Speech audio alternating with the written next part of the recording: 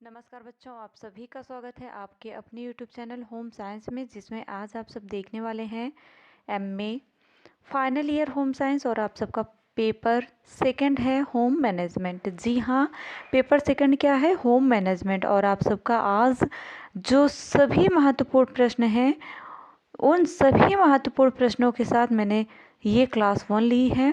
और इसी तरह रोज़ाना क्लास 1, 2, 3 ऐसे करके जितने में आप सबका सिलेबस कंप्लीट हो जाए, उतना कोशिश रहेगा कम से कम ही क्लास में कंप्लीट हो जाए। ठीक, तो आप सब रोज़ाना क्लास अटेंड करते रहें। ठीक, तो होम मैनेजमेंट में आगे बढ़ेंगे। और जो बच्चे अभी तक चैनल को सब्सक्राइब नहीं किए हैं, चैनल को सब्सक्राइब कर लें। वीडियो को अधिक से अधिक दोस्तों में शेयर भी अवश्य किया करें।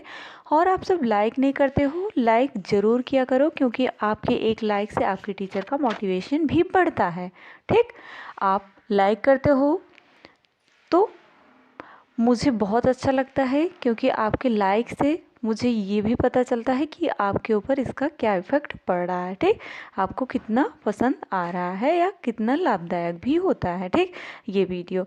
तो आगे बढ़ने से पहले ये भी जान लें बच्चों कि आप सब टेलीग्राम चैनल पर जुड़ के, जो डिस्क्रिप्शन में मैंने लिंक भी दे रखा है टेलीग्राम चैनल का, वहाँ से आप सब डायरेक्ट टेलीग्राम चैनल पर जुड़ सकते हैं, जहाँ से आपको इस सभी का जितने भी वीडियो हैं, यमी जैसे रोज़ाना क्लास चलती है ना, तो रोज़ाना क्लास चलने के बाद शाम तक आपको उसका क्या आपको पीडीएफ प्राप्त हो जाएगा।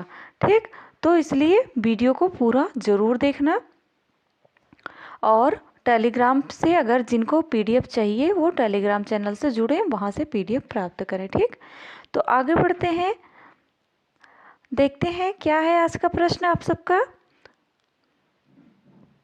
सबसे पहला प्रश्न मैंने लिया है, जो भी प्रश्न है सारे इम्पॉर्टेंट है। आप सबको जल्द ही मैं मॉडल पेपर भी हल कराने वाली हूँ, जो 2022 में पेपर हुआ था। ठीक, उसी के अकॉर्डिंग ये सारा प्रश्न मैं रखती भी हूँ, जैसे पेपर में आया था ठीक वैसे ही प्रश्नों को मैं अपने वीडियो में शामिल भी करती हूँ, जिससे आपको बहुत ही इसका लाभ मिल सके। ठीक, तो वीडियो को जो लाइक नहीं किए हैं लाइक कर दें। आगे बढ़ते हैं, तो धन व्यवस्थापन की प्रक्रिया का मूल्यांकन कीजिए। आज का प्रश्न क्या है आपका? जो धन का व्यवस्थापन होता है, होम मैनेजमेंट पढ़ रहे हैं, होम में जो प्रबंधन कर रहे हैं, मैनेजमेंट कर रहे हैं, उसमें आप धन का मैनेजमेंट कैसे करेंगे? ठीक, धन का प्रबंधन कैसे करेंगे, उसको किस तरह से व्यवस्थित रूप से व्यवस्थापन से प्रक्रिया से उसे प्रक्रिया का मूल्यांकन कर सकते हैं, ये जानते हैं। ठीक, धन व्यवस्थापन प्रक्रिया में मूल्यांकन करते समय निम्नलिखित प्रमुख बातों का ध्यान देना चाहिए, जैसे सरलता।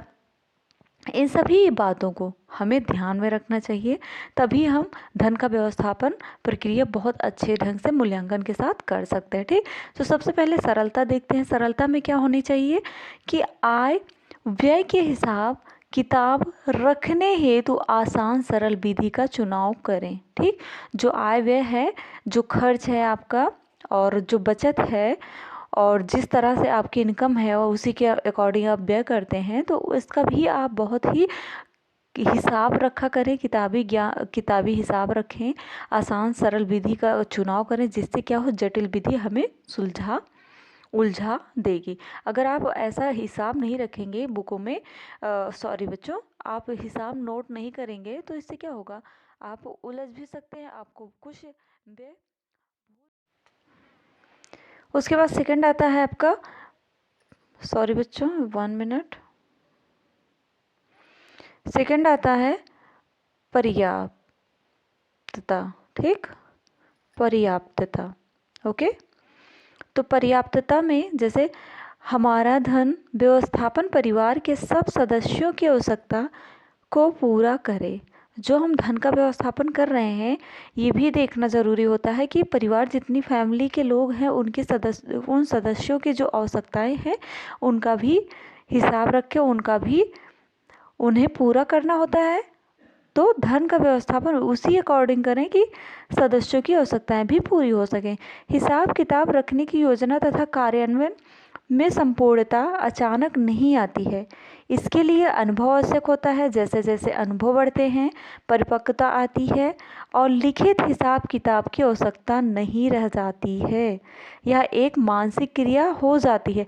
जैसे कि आपको जैसे जैसे आप फर्स्ट टाइम आप मान लो कुछ लड़कियां हैं जो ससुराल शादी हुई, नई नई शादी हुई, ससुराल गई, उनको इतना नॉलेज नहीं है उस फैमिली के बारे में, ठीक।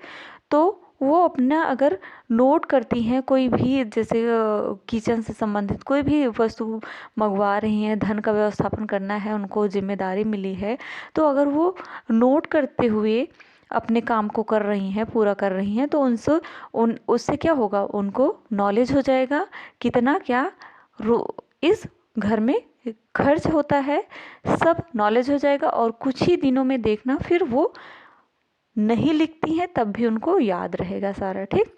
नेक्स्ट आता है लचीलापन।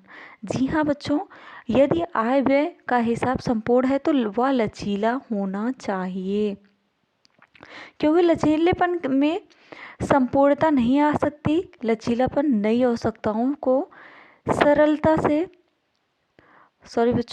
समायोजित करने की क्षमता रखता है। क्या करने की क्षमता रखता है? समायोजित करने की क्षमता रखता है, ठीक। उसके बाद सुविधा आता है। सुविधा में क्या होता है? आय व्यय का हिसाब किताब रखना, ठीक। और यदि सिर दर्द जैसे काम लगे तो वह अरुचिकर हो जाता है, परिवार का वातावरण बोझिल कर देता है। अतः परिवार की आवश्यकताओं की पूर्ति में गुणात्मक तथा संख्यात्मक बातों को भी ध्यान में रखना चाहिए, ठीक। किसमें किसको इंटरेस्ट है ये सब भी याद रखना चाहिए, उनकी सुविधाओं को भी ध्यान में रखना चाहिए। अगर उनको इंटरेस्ट नहीं रहेगा तो वो बोझिल लगने लगेगा, सिर दर्द का काम करने लगेगा, ठीक।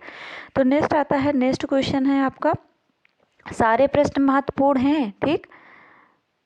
ऐसे ही प्रश्न आपके पेपर में भी देखने को मिलेंगे, ओके। तो नेक्स्ट क्वेश्चन आता है आपका, किसी भी परिवार की आय किन बातों पर निर्भर करती है? अगर आपकी फैमिली की आय है, जो आय इनकम है, वो किन बातों पर निर्भर करती है? फर्स्ट आता है धन की कमाने वालों की संख्या। अगर आपकी फैमिली में धन कमाने वालों की संख्या ज़्यादा है तो आपकी बचत भी बहुत अधिक होगी, है ना। और परिवार में एक व्यक्ति कमाता है तथा उसका उपभोग परिवार के समस्त सदस्य करते हैं तो स्वाभाविक है आय कम होगी, ठीक। पर यदि परिवार में एक से अधिक सदस्य कमाते हैं तब परिवार की आय अधिक होगी, ठीक। नेक्स्ट आता है नौकरी या व्यवसाय के प्रकार। यदि नौकरी व व्यवसाय ऐसा है जिसमें होने वाली आय वेतन या लाभ है अधिक मात्रा में है, तब एक कमाने वाले व्यक्ति की आय भी काफ़ी होती है। पर यदि व्यक्ति का वेतन थोड़ा है या व्यवसाय प्राप्त लाभ मात्रा कम है तो एक से अधिक कमाने वाले होने पर भी आय कम पड़ जाती है। बच्चों वीडियो को स्किप न किया करें, पूरा वीडियो देखा करें, तभी आपको समझ में आएगा, ठीक। नेक्स्ट आता है, और अभी तक लाइक नहीं किया तो लाइक कर दो। बीच में हम नहीं बोलना चाहते पर आप सब लाइक नहीं करते हो, ठीक। शिक्षित अशिक्षित परिवार, ये भी बहुत ही इम्पोर्टेंट होता है। शिक्षा बहुत ही मायने रखती है आपकी आय के लिए, ठीक।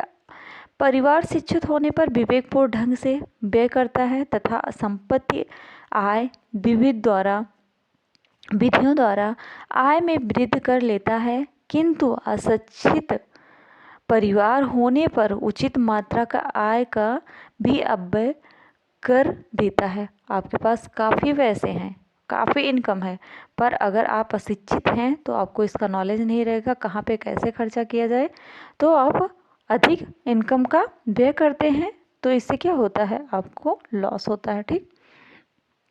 नेक्स्ट आता है आपका, परिवार अपने जीवन चक्र की किस अवस्था से गुजर रहा है उसके व्यय उस पर भी निर्भर करता है।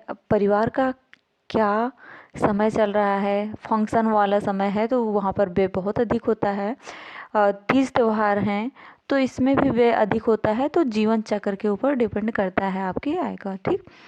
राष्ट्र की आय क्या है? यदि राष्ट्र की आय देखा जाए तो उच्च है तो प्रति व्यक्ति आय भी उच्च होगी। समाज में वितरण का सही नियोजित विधि का प्रयोग होता है। ठीक, नेक्स्ट क्वेश्चन आता है आपका, प्रश्न क्या कह रहा है, व्यय के प्रकार। क्या है बच्चों, व्यय के प्रकार। ठीक, तो अब हम लोग व्यय के प्रकार के बारे में देखते हैं। व्यय कितने प्रकार के होते हैं,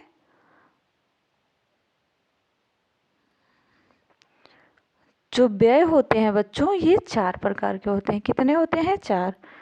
तो देखते हैं, आगे बढ़ते हैं। 1 मिनट। परिवार में आने वाली आय को विभिन्न आवश्यकताओं की पूर्ति पर खर्च करना व्यय कहलाता है। ठीक, अभी आय के बारे में बताया था मैंने, अब व्यय के बारे में जानते हैं जो खर्च होते हैं। ठीक, अब हम परिवार में होने वाले व्यय पर विचार करेंगे। किसी भी परिवार में होने वाले विभिन्न खर्चों का 4 भाग में बांटा जा सकता है। कितने भागों में खर्चों को बांटा जा सकता है, 4 भागों में। ठीक, एक होता है निश्चित व्यय। इसके अंतर्गत वे खर्चे आते हैं जो प्रत्येक परिवार के निश्चित समय में निश्चित रकम के रूप में करने पड़ते हैं। इन खर्चों में वह अपनी इच्छा के अनुसार कम या अधिक नहीं कर सकता है। इसके अंतर्गत जैसे मकान का किराया हुआ, पानी है, बिजली का बिल हुआ, बच्चों के लिए स्कूल की फीस हुई, प्रोविडेंट फंड हुआ, बीमे की किस्त हुई, ये सब क्या है, ये सब निर्धारित रहती हैं। इसमें ना कम ज़्यादा कुछ किया नहीं जा सकता। ठीक, ये निश्चित व्यय होती हैं। नेक्स्ट आता है अर्ध निश्चित व्यय। ये वैसे व्यय होते हैं जिन्हें पूरा किए बिना परिवार का कार्य नहीं चलता, किंतु परिवार अपनी सुविधा के अनुसार इन खर्चों में यदि कमी करता है तो वो सुविधा अनुसार इन खर्चों पर होने वाले व्यय को भी बढ़ा सकता है। जैसे भोजन हुआ, वस्त्र हुआ, मनोरंजनात्मक क्रियाओं पर होने वाले व्यय। भोजन में कभी आप नई डिश बना रहे हैं, कभी कुछ बना रहे हैं, तो इसी तरह क्या होता है, कम ज़्यादा भी होता है, आपके अर्ध निश्चित व्यय कहलाते हैं। ठीक, उसके बाद अन्य व्यय आते हैं। अन्य व्यय में क्या है, ये वे खर्च होते हैं जो परिवार की आर्थिक स्थितियों को देखते हुए किए जाते हैं और धन का प्रबंधन न होने पर इन खर्चों को बिल्कुल बंद भी किया जा सकता है। जैसे मनोरंजनात्मक क्रियाएं होती हैं, विलासिता संबंधी हैं, विलासात्मक, आरामदायक, इन सभी पर व्यय। अगर हमें आवश्यकता नहीं है, जैसे मेरे पास आय नहीं है, तो इनको हम कम भी कर सकते हैं। ठीक, मान लो आपके घर में टीवी बिगड़ गई है और इनकम कम है, तो आप टीवी ना देखेंगे तब भी चलेगा। ठीक, तो यही क्या कहलाती हैं, अन्य व्यय के अंतर्गत। अचानक आने वाले खर्चे। अचानक जैसे प्रत्येक परिवार में कुछ व्यय ऐसे होते हैं जिनके विषय में यह तो मालूम होता है कि वे व्यय आएंगे, ठीक, पर कब आएंगे, कितनी मात्रा में आएंगे, यह नहीं पता होता। जैसे कोई बीमार हो जाता है, ठीक, परिवार का सदस्य कोई अचानक बीमार होता है, अचानक परिवार के कुछ सदस्यों का आगमन हो जाए, कोई मेहमान आ जाए, अचानक शहर से बाहर किसी खुशी या गमे में ही जाना पड़ जाए, अथवा किसी की मृत हो जाने पर खर्च, ये सब क्या है, अचानक आने वाले खर्च होते हैं। ठीक, उसके बाद नेक्स्ट आता है आपका विनियोजन। ठीक, ये आपका लास्ट क्वेश्चन होगा, विनियोजन। ओके, तो विनियोजन मात्रा को प्रभावित करने वाले तत्व होते हैं। क्या होते हैं, मात्रा को प्रभावित करने वाले तत्वों को बताइए। जो विनियोजन की मात्रा होती है उसको कौन ऐसे तत्व होते हैं जो प्रभावित करते हैं। फर्स्ट है उपलब्ध धन की मात्रा। यदि परिवार की आय अधिक है तो वह परिवार अधिक विनियोजन करेगा, अन्यथा कम। ठीक, मितव्ययता के प्रति अभिरुचि, एक सी परिस्थिति तथा अन्य होने पर भी खर्चीला परिवार कम विनियोजन करेगा और मितव्ययी प्रवृत्ति वाला परिवार अधिक विनियोजन करेगा। नेक्स्ट आता है दूरदर्शिता। परिवार जितना दूरदर्शी होगा अपने भविष्य के लक्ष्य तथा आवश्यकताओं को सही रूप से परिभाषित करेगा और जानेगा तथा उसके लिए विनियोजन करेगा।